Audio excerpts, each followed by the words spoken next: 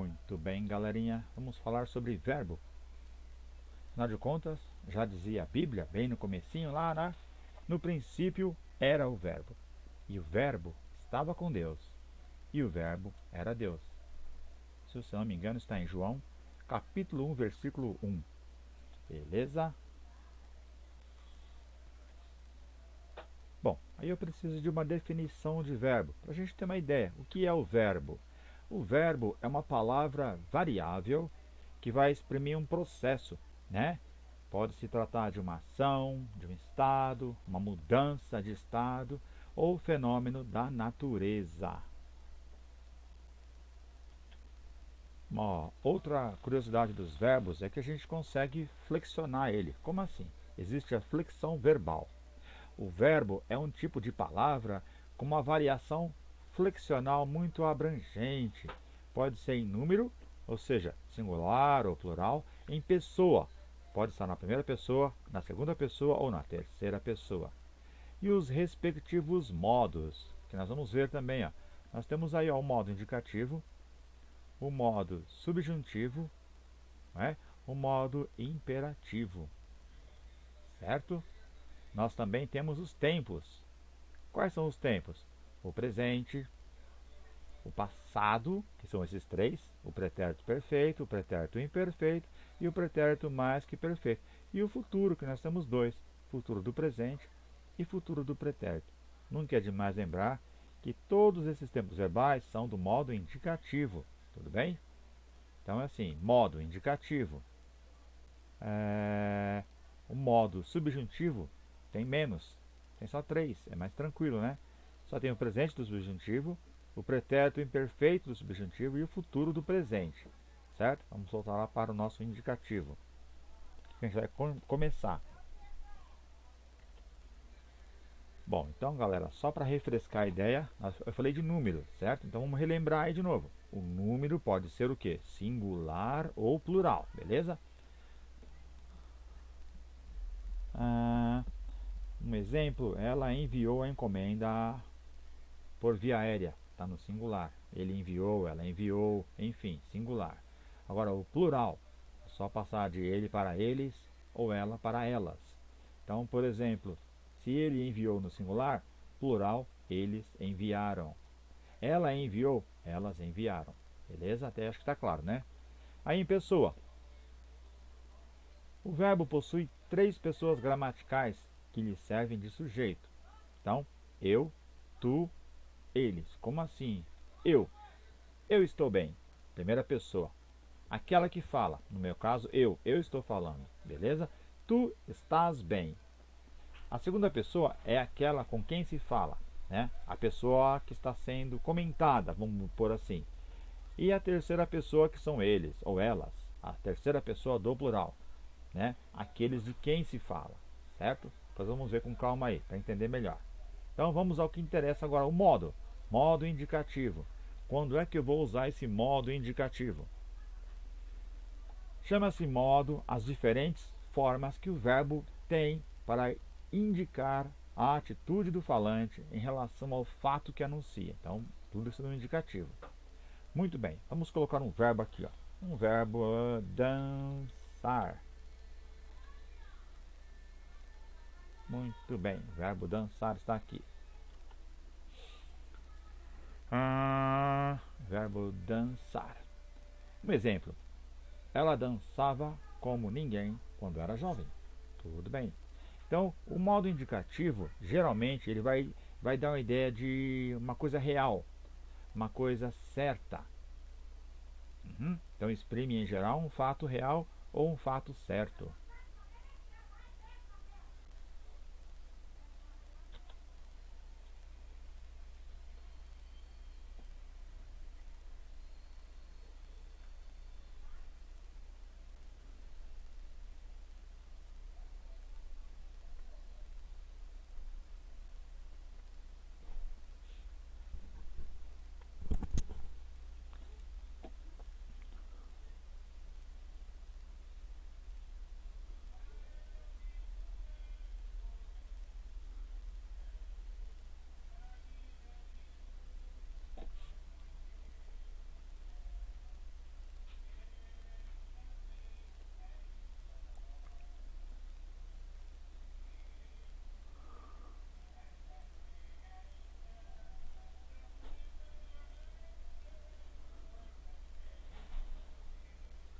Bom, o modo indicativo, como está aqui, ó, ele vai expressar um fato real, um fato verdadeiro.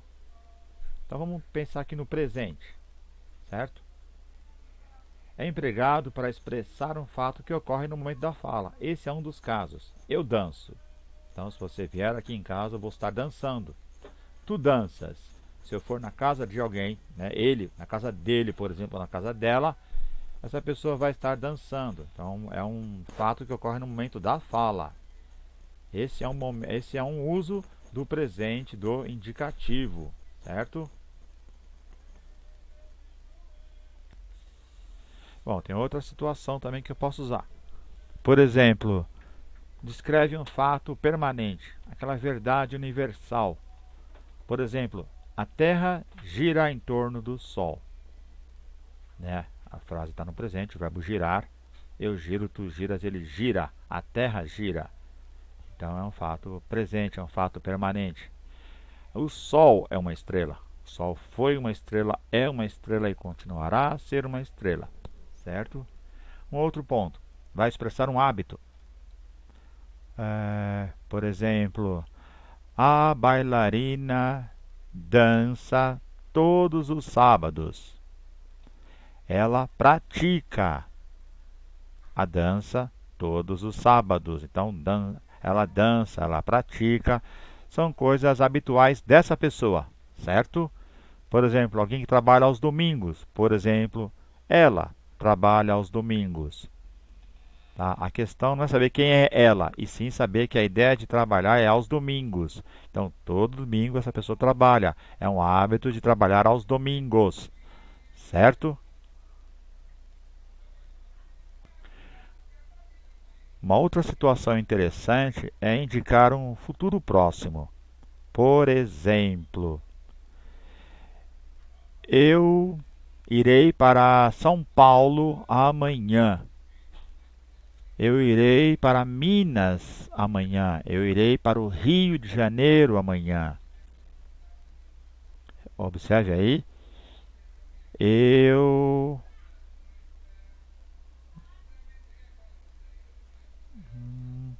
Vamos ver aqui uma outra curiosidade. Deixa eu mudar o verbo aqui e ir para o verbo ir mesmo.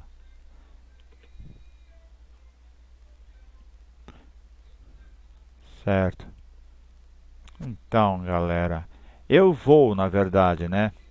O exemplo que eu dei, acabei pondo o futuro do presente. E a ideia era usar o presente mesmo, com ideia de futuro. Amanhã vou a São Paulo. Amanhã vou ao Rio. Amanhã vamos passear. Né? Que foi um erro meu. Acabei usando o futuro do presente. A ideia não era essa. A ideia é usar o presente do indicativo com ideia de futuro. Tudo bem? Não usar o futuro diretamente como eu fiz. Tá? É um presente com ideia de futuro. Então, tudo isso eu posso usar no presente do indicativo para esses tipos de situações, certo? E aí, pessoal, tem uma outra curiosidade. Aliás, são muitas as curiosidades, né? Por exemplo, eu tenho 3 conjugações para cada tempo verbal. Por exemplo, as conjugações are, a er e a ir. Por exemplo, vamos pegar uma conjugação com are. O que é uma conjugação com are? Qualquer verbo terminado em ar. Por exemplo, isso que eu estou falando agora, estou falando. Então, vamos usar o verbo falar.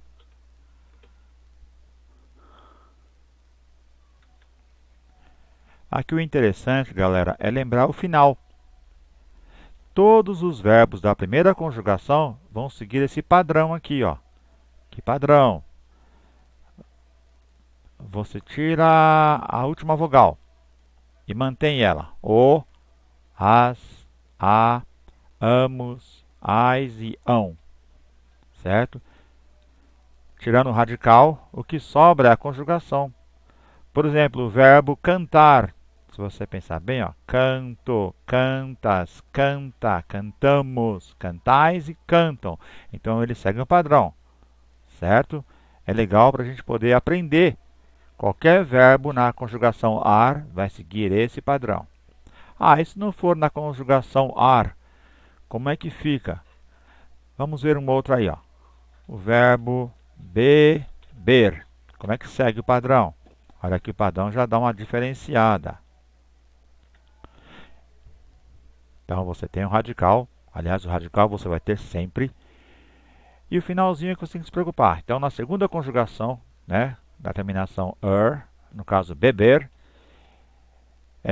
eu bebo, tu bebes, ele bebe. Nós bebemos, vós bebeis, eles bebem. E é bom beber com muita moderação, hein, galera? Então, olha só o final aqui, ó. O, es, e. Emos, eis, em. E o que acontece na terceira conjugação é o mesmo padrão. Por exemplo, vamos pôr aqui o verbo partir. Partir. Então tá aí, ó. Eu parto, tu partes, ele parte. Nós partimos, vós partis, eles partem. Aí vocês me perguntam, pô, mas é interessante entender isso aí? Sim, é muito interessante entender isso aqui, porque se você entende as configurações, você vai poder conjugar qualquer verbo. Então aqui é o seguinte, é com a terminação ir, é a terceira conjugação. Certo? Vai ajudar bastante. Essa é uma outra situação. Bom, e agora, galerinha? Vamos esquecer esse presente aí. Vamos para o pretérito perfeito. Por que será que ele é pretérito perfeito? Detalhe, pretérito perfeito simples. Por que simples? Porque nós também temos uma conjugação que é assim. Eu parti, eu tinha partido. Tu partiste, tu tinhas partido. E assim vai. Ele partiu, ele tinha partido. Então, o simples é assim, ó, só tem um verbo, não tem dois, no caso. E o pretérito perfeito, quando é que eu vou usar ele? Eu vou usar quando a expressão fato ocorrido no momento anterior, né, ao atual, ou seja, um fato passado. Mas esse fato passado, além dele ser um fato passado, ele tem que ser um fato concluído, um fato terminado. Por exemplo, eu parti. Bom, a ideia de partir já foi, eu já parti. Então, dá uma ideia de conclusão. Se dá uma ideia de conclusão no passado, é pretérito perfeito. Ele partiu. Então, qual é a ideia? Ele já partiu, ele já foi embora. Então, pretérito perfeito. Vale para qualquer verbo. Vamos mudar aqui o verbo. Cantar. Então, ela cantou uma bela melodia. Então, se você vê ouvir a música dela, perdeu, ela já cantou. A ideia de cantar acabou, por isso que é pretérito perfeito do indicativo. Certo? Um outro pretérito é o pretérito imperfeito. O imperfeito vai ser o contrário do perfeito. Então, vamos pensar. Se a ideia do perfeito é uma ação concluída, o pretérito imperfeito vai ser uma ação não concluída, uma ação inacabada, geralmente interrompida por uma outra ação. Por exemplo, ela cantava uma bela música quando ele bateu na porta. Então, ela cantava uma bela música quando ele bateu na porta. Então, vamos ver esse verbo bater aí. Bater. Bateu. A ideia de bater está concluída, está terminada. Então, geralmente, o pretérito imperfeito é uma ação inacabada, sempre, geralmente, tá? Acho que sempre, interrompida pelo pretérito perfeito. Então, aí, batia. Nós batíamos. Observa que não dá uma ideia de conclusão. Quem dá uma ideia de conclusão é nós batemos. Batemos na porta, não saiu ninguém, fomos embora. Nós batíamos na porta toda terça-feira e ninguém atendia. Então é uma ação, né? Acaba sendo uma ação repetida no passado. Também dá essa ideia, esse pretérito imperfeito. E o pretérito mais que perfeito, ele vai ser usado geralmente com o pretérito perfeito. Pensa aí, uma ação, duas ações no passado, onde a primeira, quem vai expressar é o pretérito mais que perfeito. Um exemplo que eu costumo usar é assim: Quando você levanta para tomar o café e o seu pai ou a sua mãe já tomaram o café, aí você pode dizer assim: quando eu levantei para tomar o café, meu pai saíra. Então observa aí que o pretérito mais que perfeito, batera, no caso do verbo bater, bateras, fica até estranho, né, pra gente, porque nós costumamos usar o pretérito mais que perfeito, não o simples como está aqui, nós usamos mais o composto, tinha batido, faz mais sentido pra gente. Quando eu cheguei em casa, minha mãe tinha saído, né, para não falar saíra, porque saíra até teve aluno que perguntou se não estava faltando um acento. Aí eu perguntei se eu colocasse o acento no A, por exemplo, sairá, aí iria para o futuro, a ideia não é essa. Não é questão do acento, é questão do costume mesmo. Quando eu cheguei em casa, minha mãe tinha saído. Então esse tinha saído aconteceu primeiro. Então ele é o pretérito mais que perfeito, certo? O futuro do presente, eu vou dar o verbo aqui, bater, eu cantar, falar. Olha só. Eu falarei as notas na próxima aula, por exemplo. Então, ação futura. Esse está bem claro, né? Tu falarás, ele falará. Lembrando que ele também tem as três conjugações, ar, e ir. Aprender-os finalmente aqui, ó, faz com que você decore os verbos. E o futuro do pretérito é assim, é uma espécie de futuro voltado para o passado. É uma espécie de desculpa que a gente dá pelas coisas que a gente não fez. Por exemplo, você falou com a sua mãe. Eu falaria com ela, mas blá blá blá, e vem a desculpa, certo? Aí a pro faz o exercício, vamos pôr o verbo fazer aqui, ó. Aí ela fala assim: olha, vocês fizeram a lição. Aí você diz assim: então, pro, eu faria a lição, mas blá blá blá, não fez. Tudo bem. Então, isso tudo é um modo indicativo. A gente para por aqui.